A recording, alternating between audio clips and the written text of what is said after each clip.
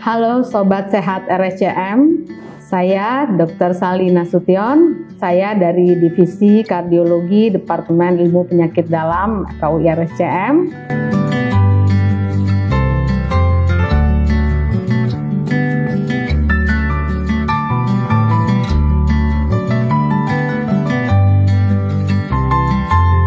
Penyakit jantung koroner itu saat ini masih banyak mengenai masyarakat, termasuk masyarakat Indonesia.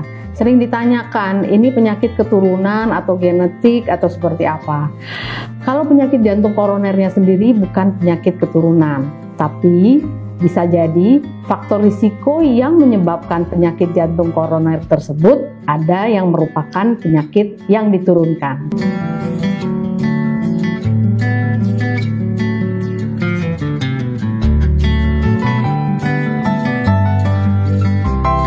Sebagian besar, ya mungkin bisa dibilang sebagian besar ya, atau seringkali penyakit jantung koroner mengenai orang-orang dengan berat badan yang berlebih, apakah itu overweight atau obesitas. Tapi tidak semua. Jadi obesitas atau kelebihan berat badan hanya salah satu faktor risiko terjadinya penyakit jantung koroner. Jadi jangan heran kalau ada orang yang berat badannya normal atau bahkan mungkin agak kurus ya, kok bisa kena serangan jantung? Bisa saja, barangkali orang tersebut memiliki faktor risiko yang lain untuk terkena penyakit jantung koroner tersebut.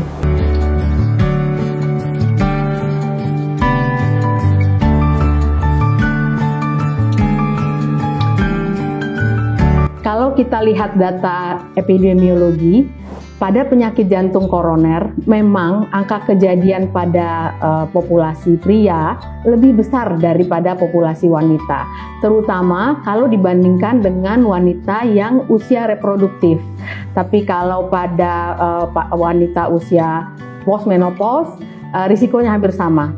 Nah, kenapa pada pria lebih banyak? Karena faktor risikonya lebih banyak dan pria tidak memiliki hormon yang dapat memproteksi jantungnya seperti hormon estrogen yang hanya dimiliki oleh wanita.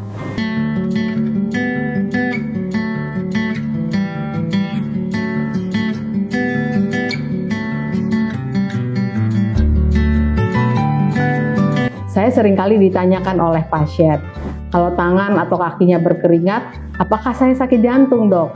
Ya, jadi tidak selalu seperti itu. Karena yang namanya penyakit jantung, keluhannya ada bermacam-macam.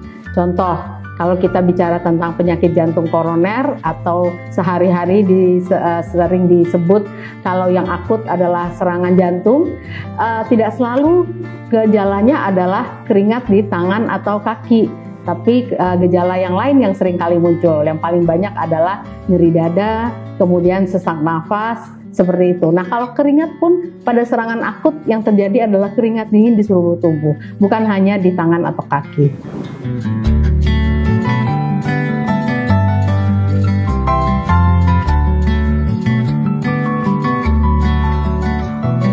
Untuk menjaga kesehatan jantung itu pasti perlu ya, dan sama seperti pentingnya menjaga kesehatan seluruh organ tubuh yang lain. Nah, kalau ditanya apa sih yang harus dilakukan atau apa sih tipsnya untuk menjaga kesehatan jantung kita? Yang pertama adalah menjaga kesehatan semua faktor risikonya. Jadi seperti kalau ada tekanan darah tinggi dikontrol tekanan darah tingginya, kalau ada gula darah yang meningkat seperti diabetes dikontrol gula darahnya, kalau ada kolesterol yang meningkat juga dikontrol, kalau masih merokok coba dihentikan rokoknya, kemudian upaya untuk melakukan exercise atau latihan atau olahraga 3-5 kali per minggu. Ya, semua faktor-faktor risiko itu harus dikendalikan dengan baik, itu satu. Yang kedua, secara berkala tentu saja kita harus memeriksakan kesehatan, terutama pada populasi dengan faktor risiko tadi atau usia. Jadi rata-rata dipakai batasan usia 40 tahun atau mungkin di bawahnya kalau sudah ada faktor risiko.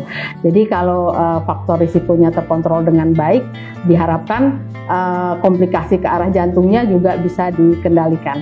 Kalau kita tidak pernah memeriksakan kesehatan, bagaimana kita bisa tahu? Jangan sampai sudah terjadi serangan, baru kita mencari pertolongan kesehatan. Terus saksikan Ngobrol Bareng RSCM di YouTube channel RSCM.